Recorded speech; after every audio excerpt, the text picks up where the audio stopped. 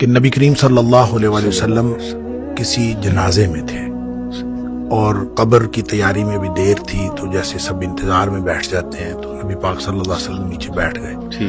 آپ کے ہاتھ میں ایک چھڑی تھی اور آپ زمین میں جیسے آدمی کچھ سوچ رہا ہوتا ہے تو ساتھ ساتھ ایسے.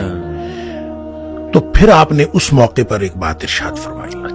پھر آپ نے دونوں کیفیتوں کو الگ الگ بتایا. آپ نے فرمایا جب مومن کی روح نکلتی ہے تو فرشتے آتے ہیں، ملک الموت جنت سے کفن لے کے آتے ہیں.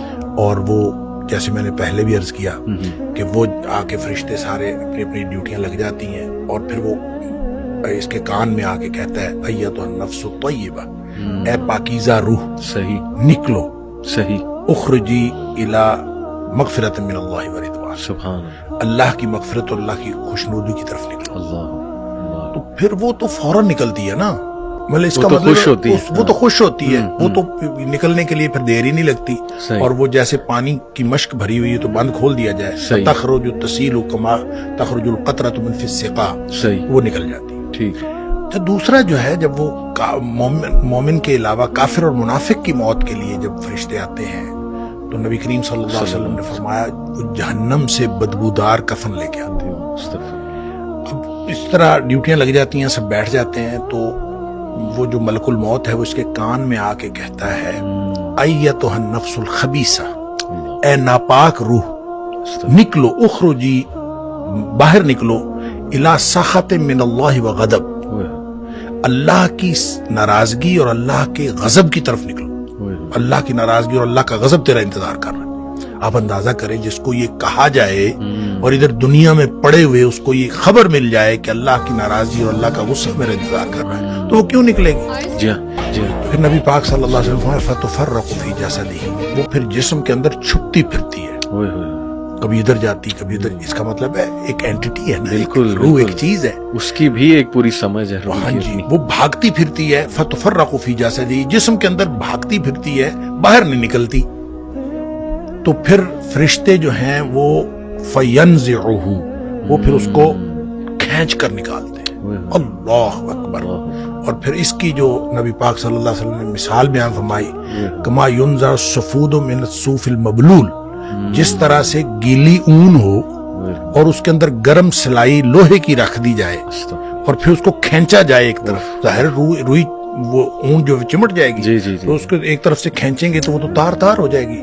فرمایا اس طرح فرشتے جو ہے اس کی جان نکالتے ہیں. قرآن کہتا ہے والنازعات غرقا، ڈوب کر کھینچ لینے والے فرشتوں کی قسم، سبحان اللہ. والناشطات نشطا، اور بند کھول دینے والے فرشتوں کی قسم.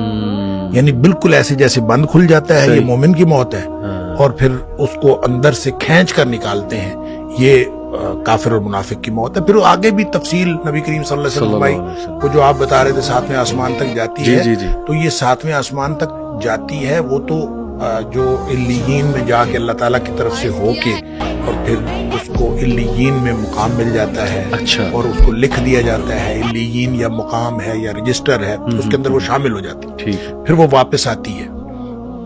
اسی طرح جب منافق کی اور کافر کی روح جاتی ہے تو اس کو بھی فرشتے پکڑ کے لے جاتے آسمان کی طرف ہی ہیں، لیکن آسمان کے دروازے ہی نہیں کھولے جاتے. اچھا، اس حدیث میں یہ بھی تفصیل ہے کہ ظاہر ہے جب مومن کی موت جنت کے خوشبودار کفن میں ڈالی جاتی ہے تو ہر طرف خوشبو پھیل جاتی ہے.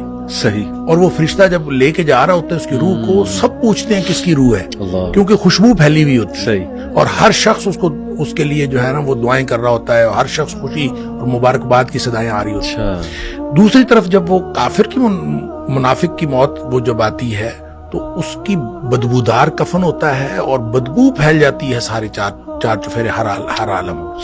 جب وہ ہر طرف بدبو پھیلتی ہے تو ہر کوئی جو ہے نا اس کے اوپر لعنت کر رہا ہوتا ہے.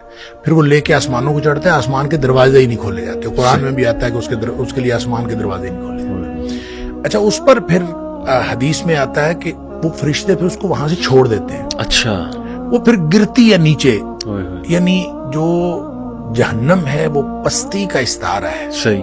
اور جنت جو ہے وہ اونچائی کا اور بلندی کا. इल्लियीन जो है वो भी बुलंदी की बात है, सिज्जीन कोई बहुत पस्ती की बात है। जब फरिश्ते उसको लेके जाते हैं और आसमान के दरवाजे नहीं खुलते तो वो छोड़ दिया जाता है उसको, सही, और वो फिर गिरती है नीचे गहराइयों में, कहाँ जाती है अल्लाह को मालूम है। और लेकिन उसको कुरान ने भी कहा सिज्जीन, सही, और नबी करीम सल्लल्लाहु अलैहि वसल्लम वो सिज्जीन में चली जाती है, यानी सिज्जीन में उसका इंदराज हो जाता है कि ये सिज्जीन में। ठीक है। उसके बाद उसको कुछ देर के लिए वापस लाया जाता है, सही। और फिर वो कब्र के अंदर तदफीन जब होती है तो फिर उसके बाद वो जो सवालात हैं जो कब्र वाले हैं, फिर उसके बाद कब्र के अंदर मोमिन की जो के लिए तो हर तरफ खुल जाती है जी, कब्र ताहद निगाह खोल दी जाती है। सही। और जैसे नबी करीम सल्लल्लाहु अलैहि वसल्लम कि कब्र जो है या तो ये जन्नत के बागीचों में से एक बागीचा है, और हुफरत मिन हुफर नार, या फिर जहन्नम के गढ़ों में से एक गड़ा है। तो वो फिर जिसके लिए मोमिन के लिए वो जन्नत का बागीचा बन जाता है, और उसके लिए, और फिर वो उस वक्त तक सोया रहता है जिस वक्त तक आखिरत कायम नहीं हो जाती। बिल्कुल ठीक कि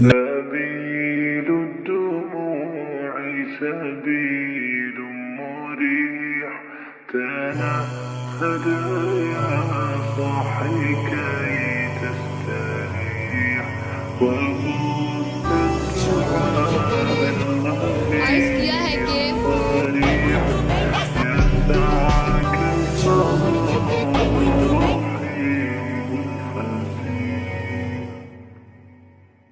سبيل الدموع سبيل